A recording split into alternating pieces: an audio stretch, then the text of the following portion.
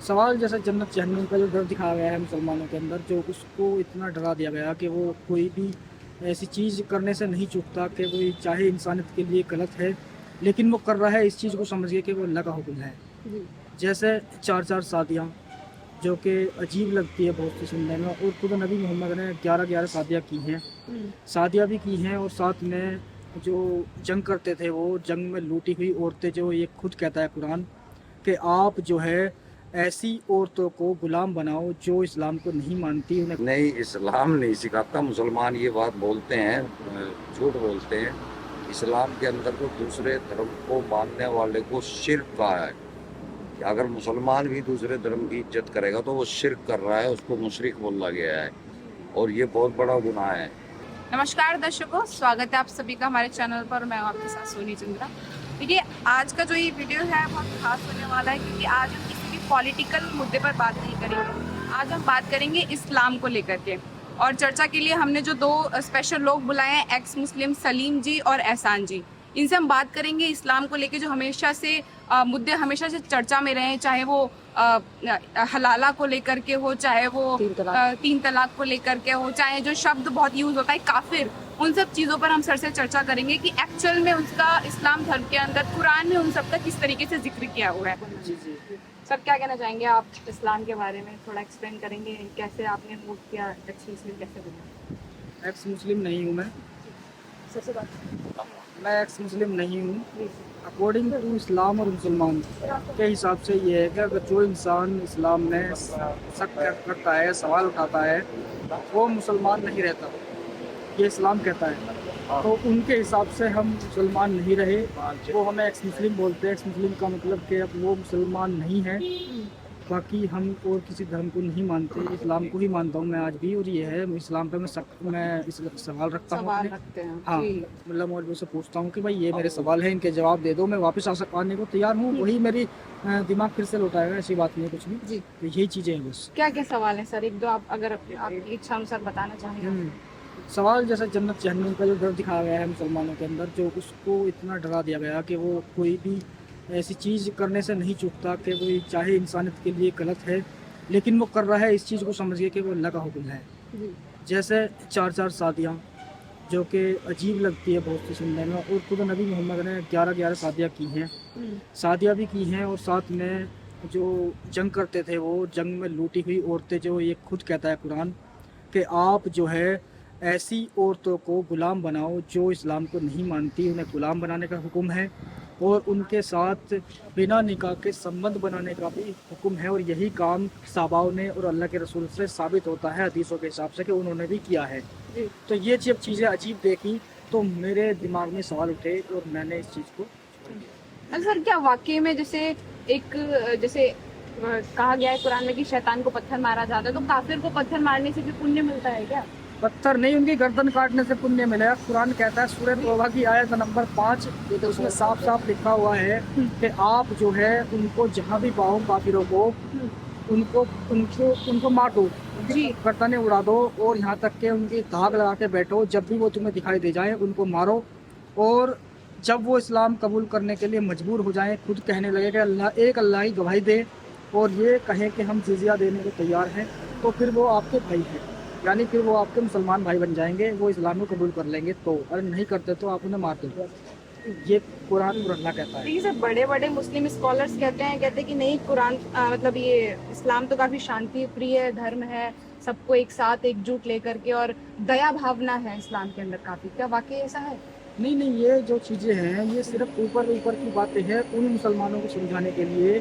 जैसे कि अब यहाँ पे हिंदुस्तान के अंदर सरकार है, यानी हिंदुओं का वो है देश ये, यहाँ पे पूरी तरह से इस्लाम काबिज नहीं हो सकता। तो इसमें कुरान में कहा गया है, अल्लाह कह रहा है कि सूरह तौबा की, वो सूरह नहल है, आयत नंबर 106 है, उसमें ये कहा गया है कि आप झूठ बोल सकते हो जब काफिरों के मुकाबिल तुम कम हो। यानी मुसलमानों को कहा जा रहा है अगर आप कम हो तो आप झूठ बोल सकते हो, तो ये झूठ बोलते हैं। ऐसा इस्लाम में नहीं लिखा है जो बताने के शांति प्रिय मजहब है। मुझे बता दो भाई, कहाँ शांति है आम उन लोगों के लिए जो गैर मजहब के लोग हैं। जी। कहीं लिखा हुआ है तो दिखा दो मुझे हदीस में या कुरान में कि उन लोगों को अच्छा इज्जत के तौर पर देखा जाता है इस्लाम में, वो साबित कर दो, मैं मान लूंगा। अच्छा सर, हमने देखा कि काफी ज्यादा छोटी उम्र के बच्चे 13, 14, 15 साल तक की उम्र के बच्चे जो है आतंकवाद में पकड़े जाते हैं। तो क्या मदरसे में इस तरह की तालीम मिलती है क्या सर कि अपने लिए उसको कुर्बान कर दो इस्लाम के लिए, ऐसा कुछ है? इंडिया में है ऐसा, लेकिन वो कट्टरता नहीं सिखाई जाती, वो दायरे में है इसके यहाँ के कानून के हिसाब से। अगर वो ऐसा करेंगे तो कोई ना कोई खुद भी मुसलमान भी ऐसा निकल जाता है जो इंसानियत के तौर पे उनकी कंप्लेंट कर सकता है, उनके बारे में बता सकता है कि मेरे बच्चे को ऐसी शिक्षा दी जा रही है, क्योंकि उसके बाप को खुद नहीं पता कि इस्लाम हकीकत में है क्या। तो इसलिए वो उनके साथ एक्शन ले सकता है सरकार के द्वारा, इसलिए वो कट्टरता नहीं सिखाते इतनी ज़्यादा कि जो कि आतंकवादियों का मामला होता है। बहुत से जो आतंकवादी जो होते हैं उनके बारे में कहते हैं कि इनका कोई मजहब नहीं होता, भाई मजहब होता है। इसलिए साबित होता है कि जब उनका वो मर के डेड बॉडी उनके घर तक पहुँचती है तो वहाँ सारी प्रक्रिया इस्लाम के हिसाब से उनके साथ की जाती है, उनको दफनाया भी जाती है, उनकी नमाज भी पढ़ी जाती है, यहाँ तक के लिए उनके लिए रोया भी जाता है और दुआएं भी की जाती हैं कि ये तेरे नाम पे ऐसे ऐसे इसने ऐसे जुल्म किए इंसानियत पे या कुछ भी किया तो अल्लाह तो इसे माफ़ कर दे। यानी ऐसी चीज़ें भी की जाती है, तो फिर वहाँ धर्म कहाँ से आ गए? जबकि ये कहा जाता है कि अगर कोई देश को इंसानियत को नुकसान पहुँचाता है तो उसको ऐसे फेंको जैसे उसका कोई है ही नहीं। वो चीन को खाएंगे, उनको ये सज़ा बहुत बड़ी है उनके लिए। लेकिन अगर कोई आदमी बलात्कार कर देता है, हमारे देश का ये कानून है, अगर कोई इंसान बलात्कार करता है, किसी के साथ गलत काम करता है, चाहे वो हिंदू हो या मुसलमान हो, कोई भी है, उसकी सज़ा ये बताइए कि उसको गोली मार दो, उसको जान से मार दो, उसकी बहुत बुरी सज़ा बताई जाती है। अच्छा, लेकिन मैं कहता हूँ कि आतंकवादी से बड़ी सज़ा शायद उसने वो छोटा गुनाह है बलात्कार, जो उसने किया, देश के साथ गद्दारी की, इंसानियत के साथ गद्दारी की, वो चीज़ें इस्लाम में मिलती हैं। अच्छा एहसान जी, ये महिलाओं को क्या दर्जा मिला है इस्लाम में, किस नज़रिए से देखा जा रहा है महिलाओं को? महिलाओं को कोई दर्जा नहीं है इस्लाम में, उनकी आधी अकल है, वो सही से फैसले नहीं कर सकती अपनी अकल से। अगर वो कुछ कहती हैं तो उनका मर्द, उनका मुल्ला मौलवी एरिया का कोई भी इसको कह देगा कि तू गलत बोल रही है, इस्लाम में ये चीज़ नहीं लिखी, तुम ये चीज़ नहीं कह सकती। तो इसलिए वो चुप हो जाती है, क्योंकि वो भी मानती है कि हमारे अल्लाह का हुक्म है तो हमारी बात नहीं चलेगी। तो ये हलाला भी अल्लाह का ही हुक्म है? हाँ हाँ, ये अल्लाह का ही हुक्म है। लेकिन यहाँ पे क्या है, इस टाइम हिंदुस्तान के अंदर ये चीज़ें पहले उसमें आई थी और उसके लिए कानून भी बना था कि इसको अब नहीं माना जाएगा। 13 मिनट। तो अब हालांकि कानून बन चुका, लेकिन मुसलमान इसको आज भी स्वीकार करने को तैयार नहीं है। यहाँ तक कि खुद मुसलमान औरतें भी ये चाहती हैं कि हम अपने इस्लाम में खुश हैं, जैसी भी हमारी स्थिति है।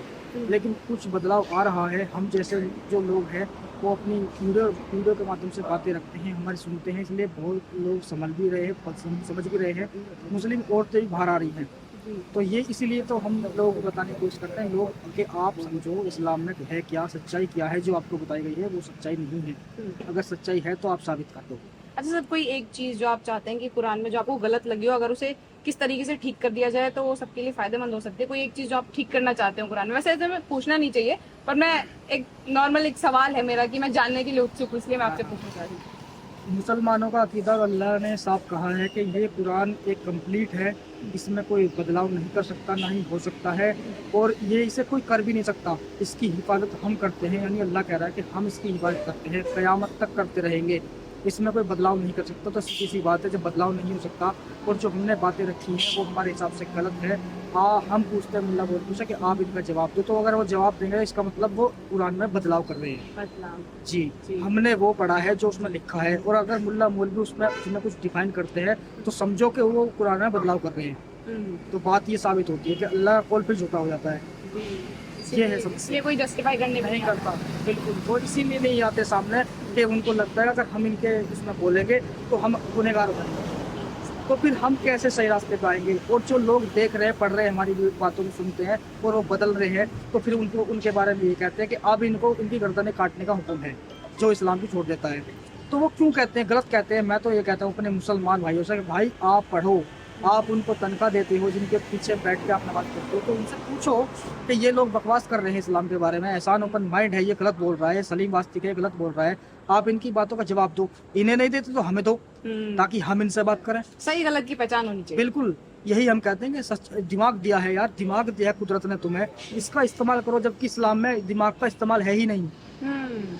केवल किताब फॉलो करनी है। बिल्कुल, जो लिखा है वही फॉलो करना है। वो अगर तुम्हारा दिमाग कहता है वो चीज़ गलत है तो वो मान्य नहीं है इस्लाम में, यानी अकल का दखल नहीं है इस्लाम के अंदर। अकल का दखल पहले तो एक्सप्लेन कीजिए कि एक्स मुस्लिम सलीम कैसे बने आप? वो तो देखो जी, पढ़ाई से पता लगता है। जब तक हम स्क्रिप्चर को पढ़ेंगे नहीं तो हकीकत का पता नहीं लगेगा। तो इसमें बहुत वक्त लगाया है, मौलवियत की है, तर्जुमे के साथ कुरान को पढ़ा है, हदीसों को पढ़ा है, तो समझ में आया है। जिससे जब समझ में आ गया तो जाहिर है कि आदमी छोड़ेगा या फिर पकड़ेगा। अगर सच होगा तो पकड़ेगा और झूठ है तो छोड़ेगा। तो झूठ लगा इसलिए छोड़ दिया। लोग एक्स मुस्लिम कहने लगे, जबकि एक्स मुस्लिम तो नहीं है तो अभी भी प्रेजेंट के मुस्लिम ही। बाकी इस्लाम को छोड़ दिया है, उसके स्क्रिप्चर को छोड़ दिया, उसके ढोंग को छोड़ दिया, पाखंड को छोड़ दिया, ये और कुर्बानी झूठे काम जो करते हैं, इन सब चीजों को। अरे सर, आप इस्लाम को इतना करीब से देख करके आए हैं, तो ये जो शब्द बड़ा यूज होता है काफिर है और तमाम चीजें कि पत्थर मारो, तमाम आपने तो सुना ही होगा सर। तो इसको थोड़ा एक्सप्लेन करेंगे आप थोड़ा कि काफिर वर्ड का एक्चुअल मीनिंग क्या है कुरान में? काफिर होता है जो कुफ्र करता है, और कुफ्र में कई चीजें शामिल हो जाती हैं, लेकिन जो मेन चीज है वो मेन कुफ्र है अल्लाह और उसके रसूल से इनकार। जिसने अल्लाह और उसके रसूल से इनकार कर दिया वो काफिर है। और काफिरों को मारने का हुक्म है, काफिरों से नफरत करने का हुक्म है, काफिरों से दोस्ती ना करने का हुक्म है। बहुत सी चीजें हैं जो मतलब अदर धर्म के लोगों के खिलाफ जो है इस्लाम बोलता है।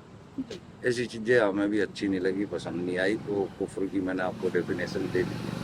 लेकिन सर, हमको तो ये सुनने में आता है कि इस्लाम सिखाता है कि दूसरे धर्म का, मजहब का रिस्पेक्ट करनी चाहिए, सारी चीजें। क्या ऐसा है इस्लाम के अंदर की रिस्पेक्ट सिखा रहे हैं? नहीं, इस्लाम नहीं सिखाता। मुसलमान ये बात बोलते हैं, झूठ बोलते हैं। इस्लाम के अंदर तो दूसरे धर्म को मानने वाले को शिर्क कहा है कि अगर मुसलमान भी दूसरे धर्म की इज्जत करेगा तो वो शिर्क कर रहा है, उसको मुशरिक बोला गया है, और ये बहुत बड़ा गुनाह है। और दूसरे धर्म के भगवानों को तो खुद अल्लाह मियाँ दोजख में जलाएगा। ईंधन का, दोजख का ईंधन बनाने का हुक्म दिया है अल्लाह मियाँ ने। तो दूसरे धर्मों की इज्जत होगा तो सवाल ही नहीं बनता। जिहाद क्या है सर? जिहाद मतलब क्या है? जिहाद इस्लाम को फैलाने के लिए जंग में अलग अलग तरह की जिहाद है। एक मिट्टे तरीके की है, एक मार काट की है। कौन सी जिहाद आप करते हैं वो आपके ऊपर है, लेकिन जिहाद करना फर्ज है इस्लाम की। लेकिन सर, वो 72 हुरों वाला कॉन्सेप्ट कि अगर हम जिहाद के लिए मतलब खुद को कुर्बान करेंगे तो 72 इसके बारे में? हाँ, 72 करोड़ का लालच दिया गया है, और उसकी शक्ल भी बताई गई है वो किस टाइप की होगी। तो ऐसी और जिस तरह की बताई गई है उसे देख के उल्टी तो आ सकती है, क्योंकि उसके अंदर का खून भी दिख रहा होगा, उसकी हड्डियों के अंदर जो लावा सा चलता है वो भी दिखेगा। तो वो ऐसी हूर को कौन देखना पसंद करेगा? मतलब उसकी हड्डियों के आर पार भी आपको सब कुछ दिख रहा होगा। बेशक वो कपड़ों में खड़ी है, चमड़ी भी दिखाई देगी, उसके अंदर का गोश्त भी दिखाई देगा, नलियां भी दिखाई देंगी। तो ऐसी लड़कियों को कौन देखना पसंद करेगा? लेकिन सर, जो इस्लाम को डिफेंड करने के लिए कुछ लोग आ जाते हैं, आतंकवादियों को डिफेंड करने के लिए कुछ लोग आ जाते हैं, बोलते हैं कि इन्हें तालीम गलत मिली है, इस तरीके से ये इन सब चीजों में घुस रहे हैं या मतलब आतंकवाद कर रहे हैं। तो क्या वाकई उनको गलत तालीम मिली है? इस्लाम में ऐसा है ही? हाँ, वो तालीम गलत नहीं मिली, तालीम सही मिली है। वो असली मुसलमान है और वो ही असलियत में इस्लाम को फॉलो कर रहे हैं। बाकी जो ये लोग आपको इंडिया में, पाकिस्तान में दिख रहे हैं, ये मुसलमान नहीं है। असली मुसलमान वो है जो इसके लिए, इस्लाम के लिए जिहाद करेगा, शरिया कानून लाने का अपने ऊपर जिम्मा लेगा, उसको फर्ज मान के करेगा। तो इसके लिए कत्लो गारत करना पड़ेगा, उसके बगैर ये सब कुछ हो ही नहीं सकता।